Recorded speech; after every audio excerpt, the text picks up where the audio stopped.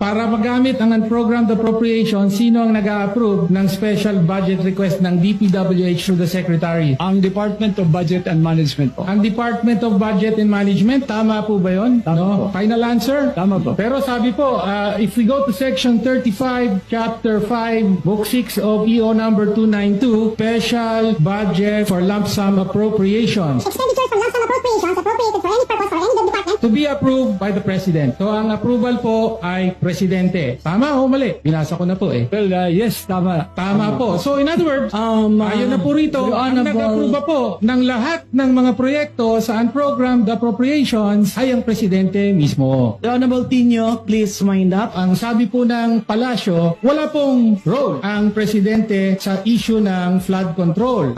Hindi siya involved sa corruption. However, ang malinaw po na na-establish natin, actually, yung approval ng over 4,000 additional infrastructure projects funded from unprogrammed appropriations, particularly in 2023 and 2024, ay lahat po yan para mapondohan from unprogrammed appropriations, kailangang aprubahan po ng Presidente.